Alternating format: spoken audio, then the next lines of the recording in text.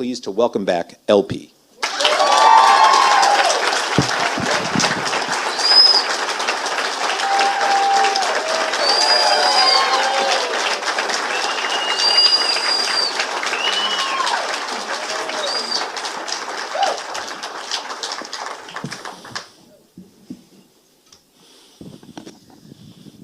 Hello. We are so glad you're here.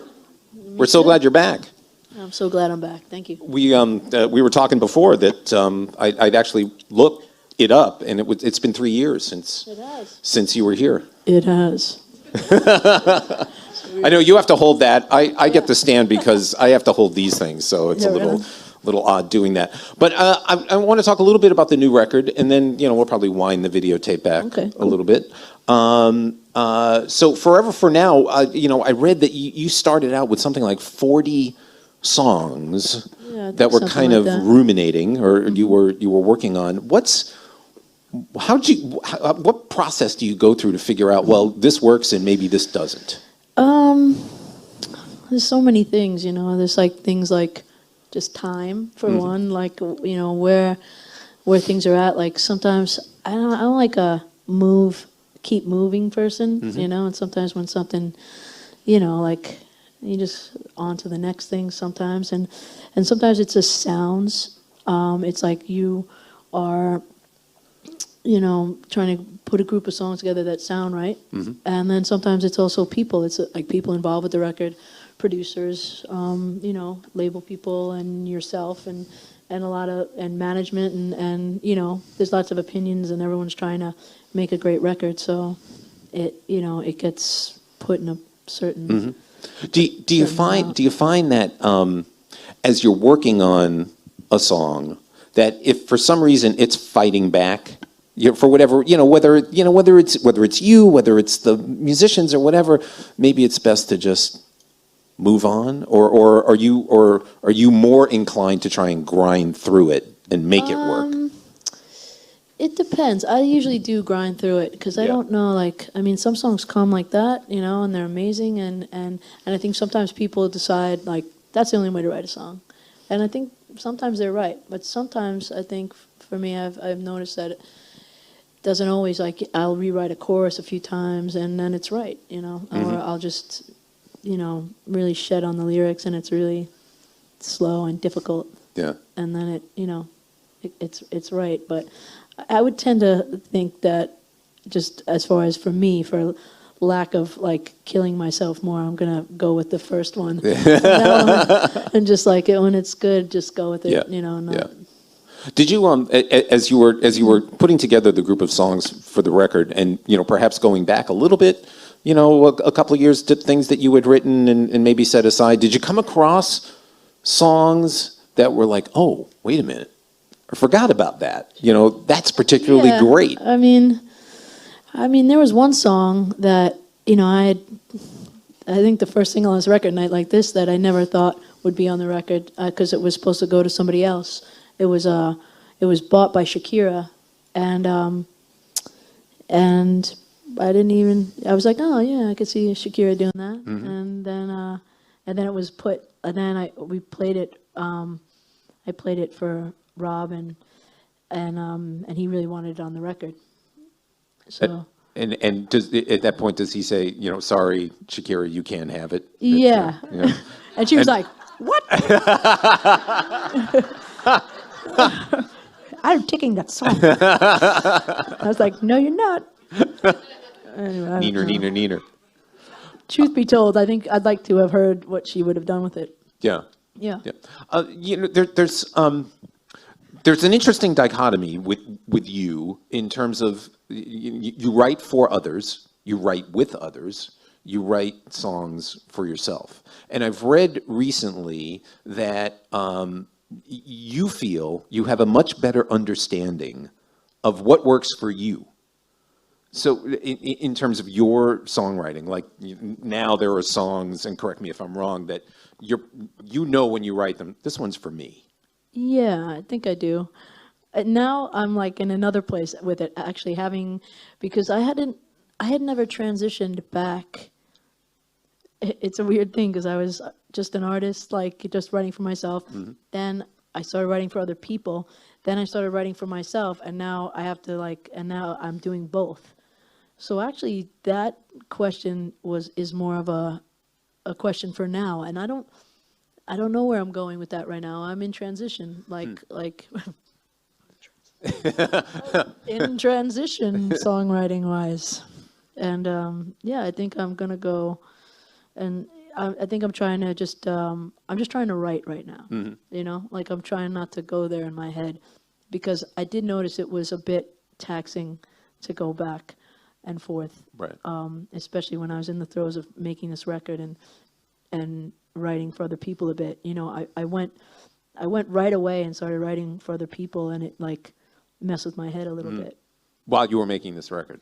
right at the end. Yeah. And then yeah, so now I'm kind of just writing. I'm just like, you know, it doesn't matter who it's for, and I'll just what I mean is I'll write for me Yeah. the whole time, Yeah. and just be like, whatever happens, happens. I notice that more of my songs get picked up that I write for myself sometimes too. So when you're writing, you're not necessarily thinking about, this is a song that I'm writing for artist X.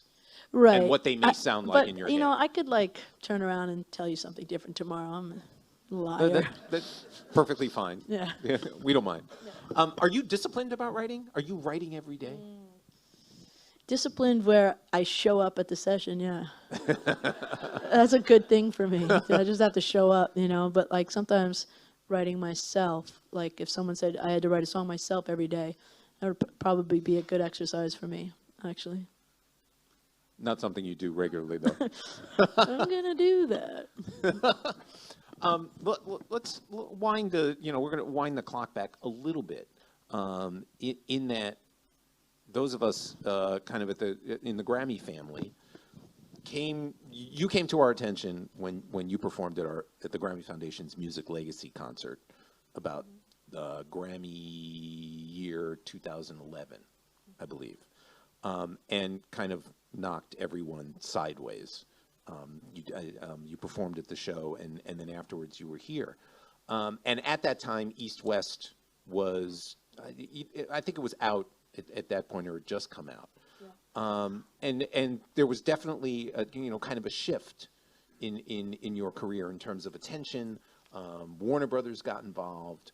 Talk a little bit about, for you, as an artist, what that did for you. Or to you, as the I case think may it be. makes you feel like you're not crazy, maybe. Well, yeah. You know, in Yeah. one way. I mean, it's always nice. It's always nice to be recognized for any kind of work. You know, I think any artist appreciates it. So yeah, I mean, it is great. It was really nice. Yeah. Your collaborations with other writers. You've had the chance to write with some pretty, and I took down some of those names: Desmond Child, Billy Mann, Matthew Garrard, Billy Steinberg. These are songwriters of note, and I'm wondering what you took away, what you learned in working with those folks. I learned a lot of things as far as just I don't know. I learned some things you can't really like talk about, like that are like and I think that I learned the discipline that you're talking about, and I also learned that you write a lot of bad songs even when you're a world-class songwriter. It's like you listen to a song and you're like, oh, dude. Like, Is there some comfort in that? yes, Yeah. very Yeah. much so, for Yeah. sure. That like it's a huge comfort, and it's a huge. I think that's part of it. That you have to know that it's always going to be like that. For every 100 songs, there might be one or there might not. You don't know, and those who persevere and keep writing the songs, they're the ones that get through. You just never know. Sometimes you spend an hour in a room with someone and you go home, you forget about it, or you don't care, and that's the one. You don't know. How are you as a collaborator? Because you have written with other Amazing. I knew unreal. That. I knew that. Yeah. You should. I'm good. the process of songwriting collaboration is, it works in different ways for different people. For you, when you walk into a room, perhaps with a songwriter whom you don't know necessarily that well, what's that? How's that introduction work? It's tough, I always say that it's like kind of like the first day of school every day. You just wonder if that person likes you, and sometimes I've had these like great introductions, like we sit down, we're like, hey, blah blah blah blah, we're like happy, we're like bounce to the coffee shop and talk, and then we get back, meh, nothing. And then I walk in, I'm like, I don't like this dude, or it's cold, he's cold, or she's cold, or whatever. And then it's amazing. Bang. I don't know. So I've learned not to like kind of have any kind of, I'm talking like that's how I used to feel about it. Now I just go in and just accept, it's like, it's kind of amazing to meet. It's unlike many ways of meeting someone, that you walk in a room and you do this very intimate thing that you don't have to take your clothes off for. Well, I'm sure some people take their clothes off. But in the 70s, there was a lot of that. Yeah. Even now, sometimes I'm like just the co-writer, and like there's an artist in the room, and I just watch this person work the other person in the room, and I'm like, wow. This like, is so good. that's what it's like to be some hot little girl with the producer. It's like, I was like, he never acts like that around me. Has your approach to songwriting changed over time? You've been doing this a while now. Yeah, it's well, I actually, one of the things that I do that I have to like not do too much is I sort of lean on, I'm good with melody, like I can like kind of blurt out a melody over anything, and I've learned that some of the best things for me, the best songwriting thing for me is having a title or a concept. I've learned that I feel like I'm painting myself in a corner when I don't. It's I would be like, have all this great melodic content or some great bunch of words for a verse, and then I'm just lost on a chorus. And then that is often a problem for me, like if I have a problem. That's the one thing that I'm like kind of learning to like avoid. Well, I know for, a song like Tokyo Sunrise, setting aside the melodic content or even the lyric, just the title is so evocative that. Well, the thing that happened with that is when I was doing the melody, the like, and I said, what the hell am I gonna put in there? And such a weird little and then I felt weird with the melody had like an Asianish kind of thing to it, right.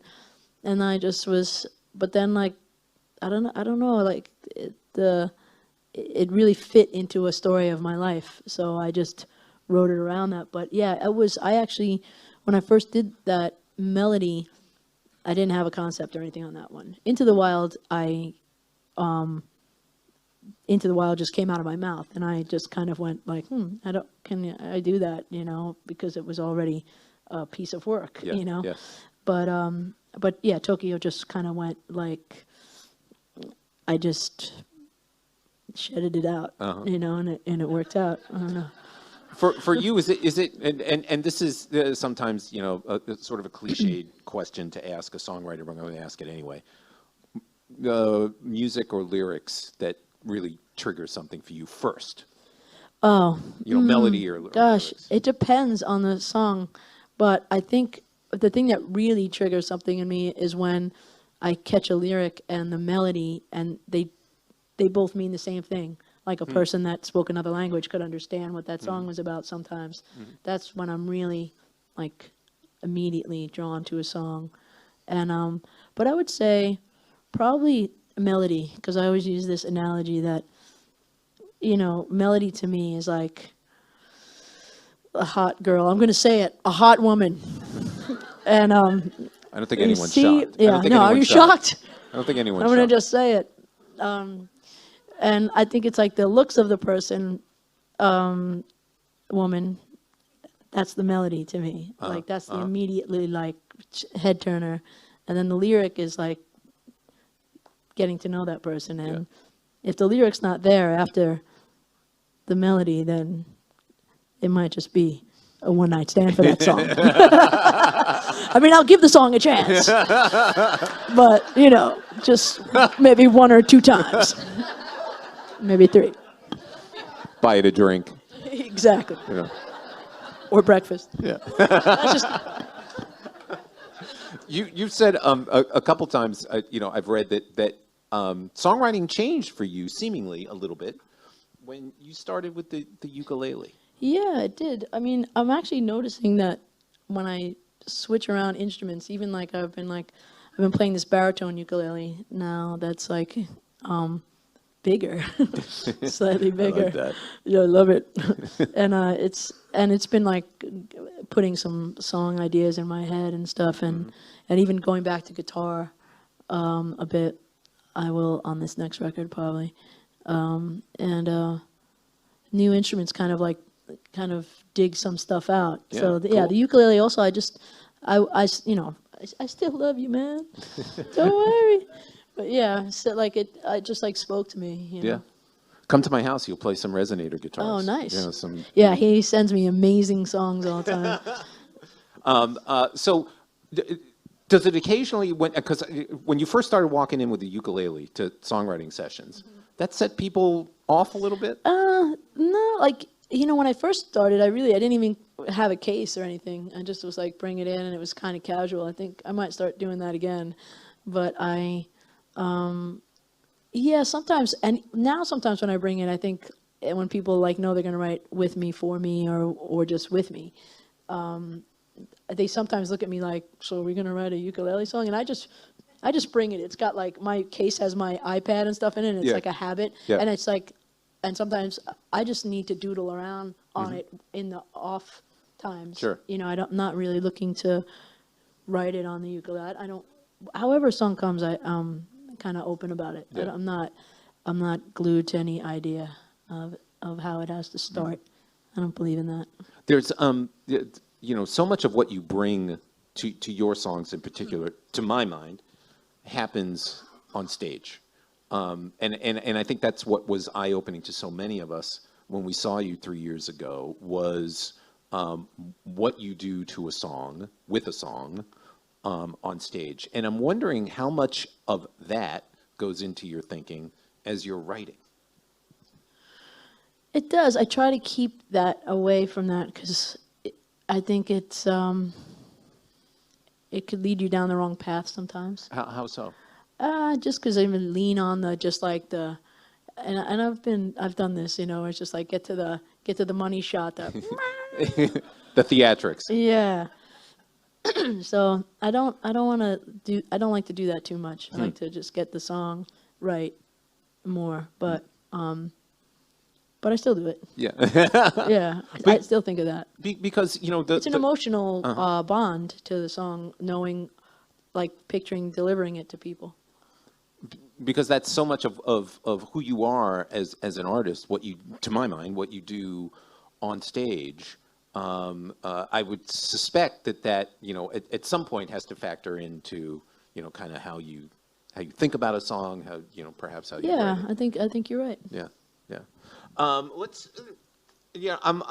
interested. You've collaborated with all manner of great artists. You've written songs for terrific artists. I'm wondering if there's potentially a bucket list of artists, either with whom you would like to collaborate or someone that you would like to have them do a song of yours. Shakira. I would love to be in a room with Shakira. Yeah, thank you. I don't know. I don't really sit around thinking about that. You know, I'd be like sitting around just fantasizing about Shakira. Yeah, like I just think I don't really worry about it. Like I just kind of, you know, I'm always up for the challenge of writing with someone.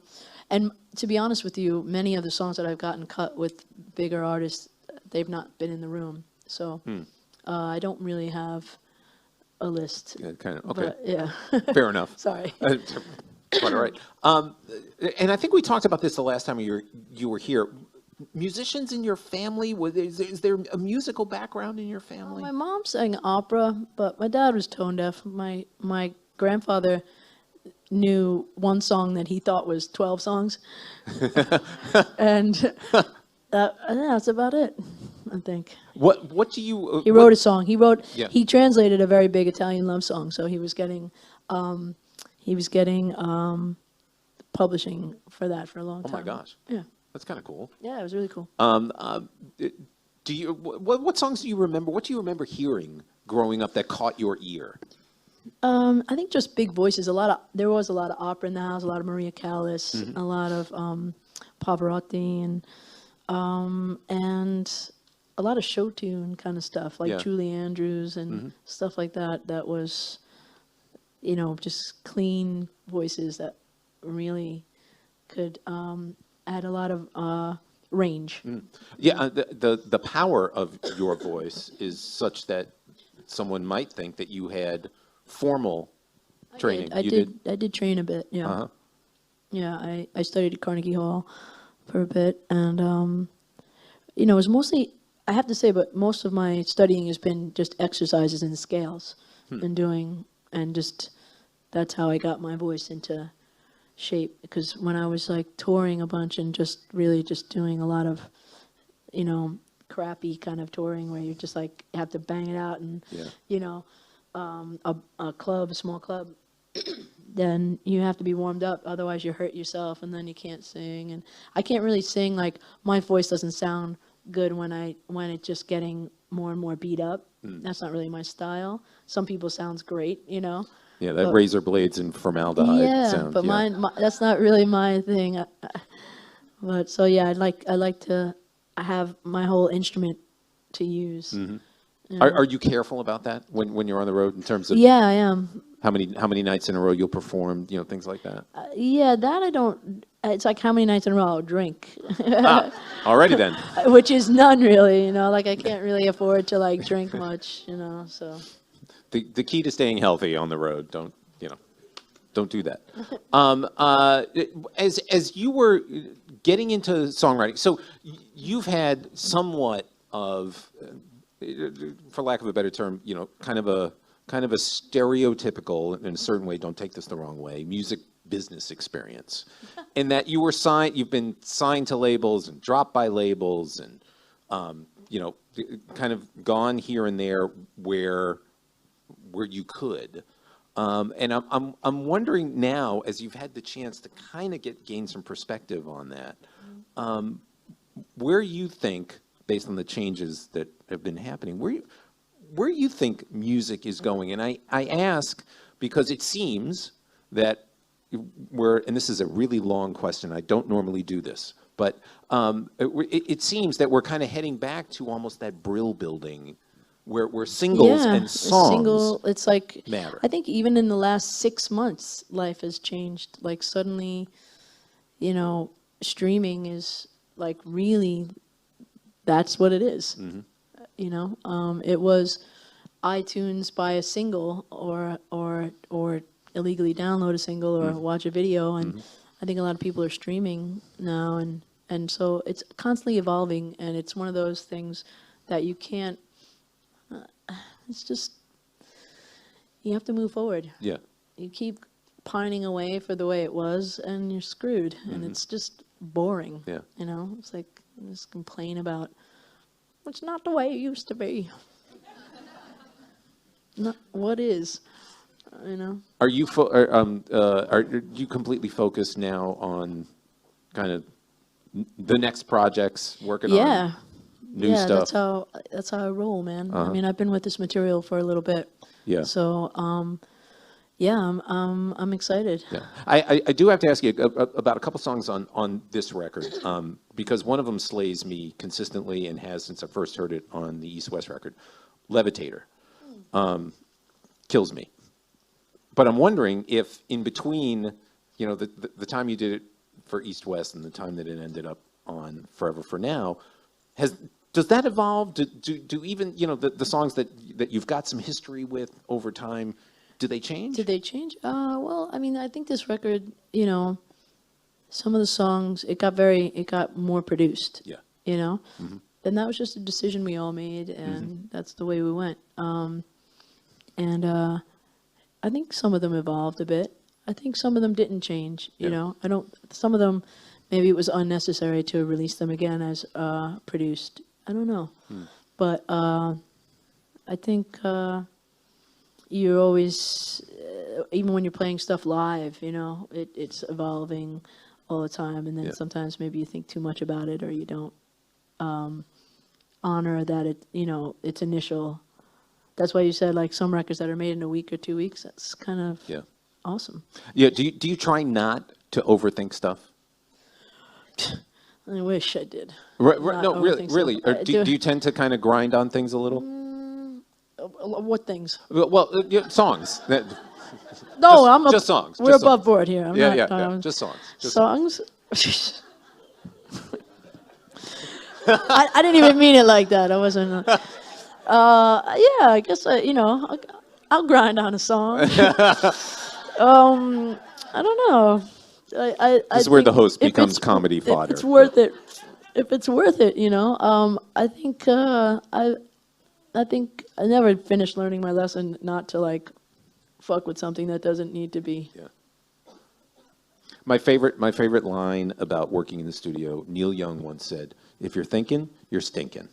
Yeah. And it's like true. That. And I think that's what happens when, you make a record, especially too. It's like while you're making the record, everyone's thinking different things, including the artist, and sometimes, maybe there is like just a lot of overthinking going on. Yeah. Well, and in this case, you work with a producer who's got, Rob Cavallo's got a long and very successful history, and I'm sure he had, a sense about how he wanted you to sound. Of course, yeah. And that collaboration can be both, good and challenging. Yeah. What did you take away from working with Rob?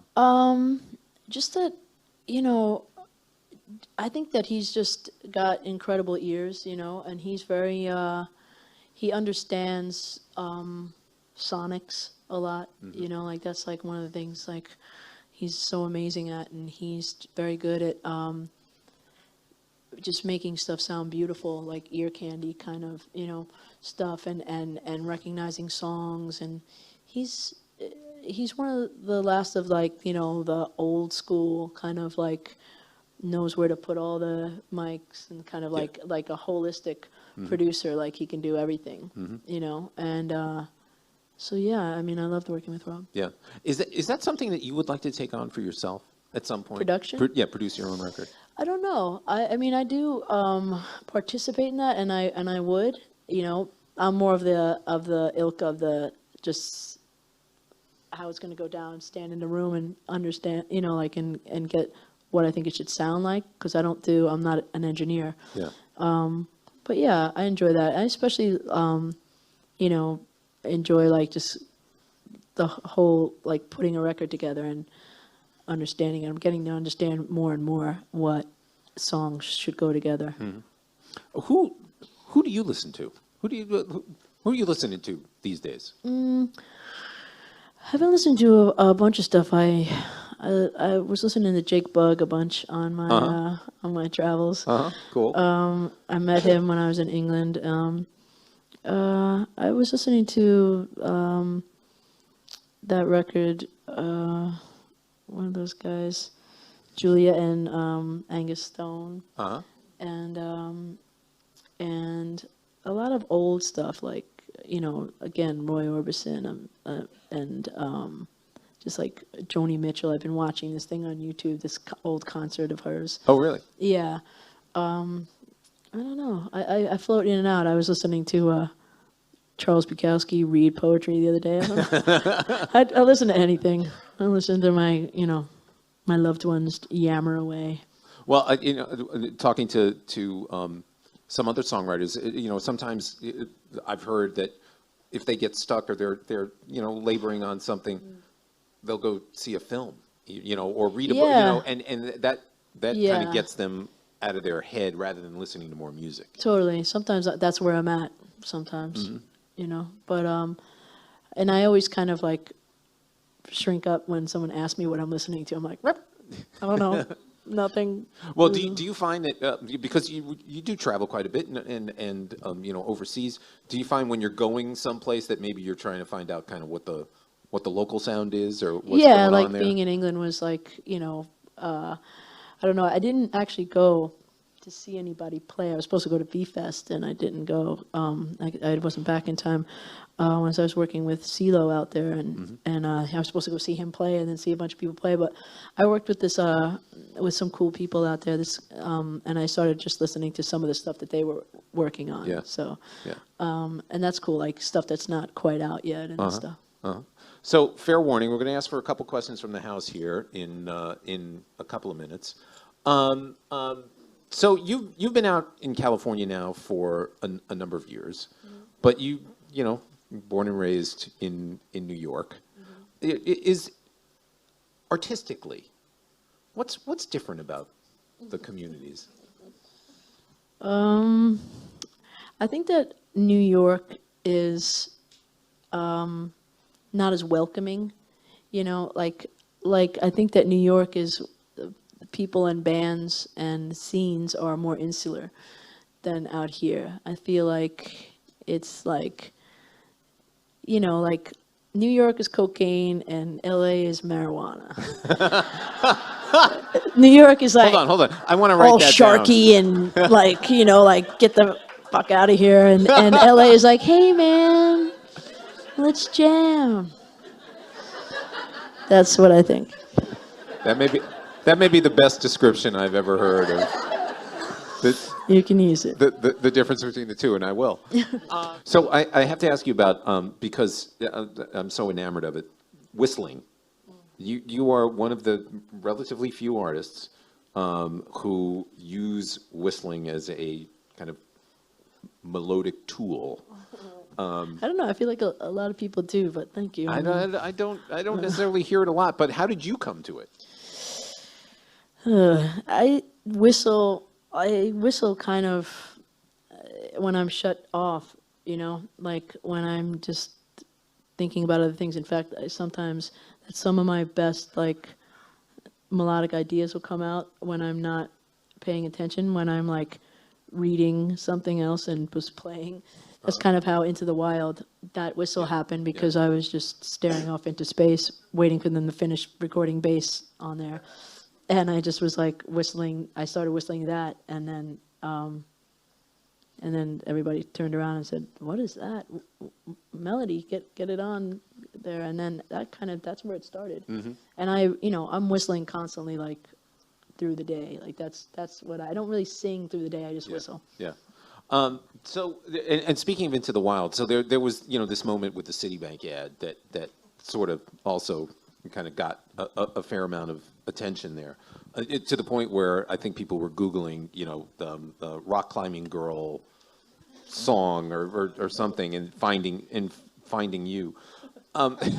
Poor guys. It's like, who's that really hot girl that's climbing up that rock?